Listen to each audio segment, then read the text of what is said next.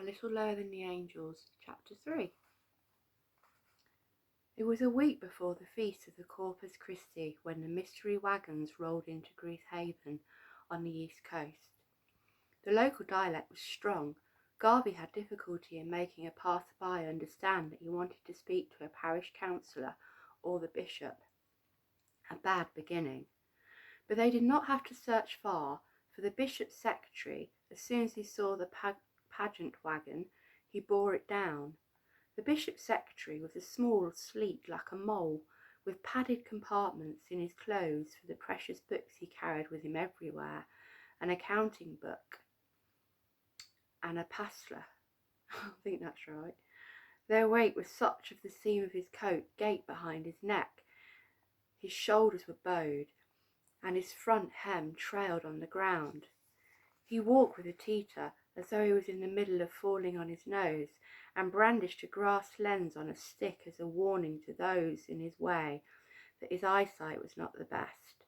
He thought to look through the lens. "We're travelling players, sir," said Garvey with a godlike smile. "Murmurs, Jacker Greens, pagan riffraff, the bishop won't stand for it. Paganism in the city, except on May Day, and that's once too often for me." "Not murmurs, sir.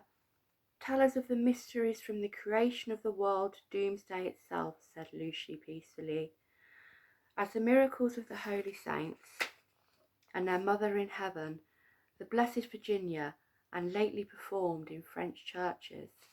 "Morris dances and mud-water medicine merchants," mouthed the bishop's secretary, jabbing his eyeglass in the playmaster's face. "The mysteries, did you say? Don't you think we've got mysteries of our own? Don't you think our own townsmen can come up with Corpus Christi play? What? Think you're bringing Christianity to heathens, do you? Who sent you? Who's your bishop? French, did you say?" Garvey began pompously. "Sir, the mysteries of—" "Greece Haven," Lucy prompted. "The mysteries of Greece Haven are famed even in the far distant streets of my own hometown." "Now I know you're charlatans," crowed the secretary triumphantly. "The guilds have not put on a mystery here for 5 years or more." "Ah, then." "But they might this year," interrupted the secretary. "You're not wanted here. Take yourselves off." Garvey was losing patience.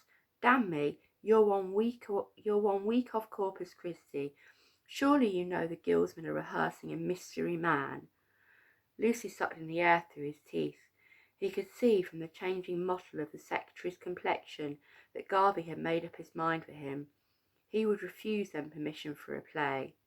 "You'll get no permission from my bishop for your scurvy play till I've examined the script word by word." "We have no script, sir. We have the lines by heart.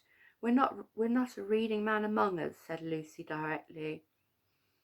"No script, no scholars. You shouldn't be allowed to represent the Bible and God's holy saints, and you won't in this town. I won't so much as put your petition in front of my bishop. I wouldn't waste his time on you. He's a busy man. Away with you and your mumming."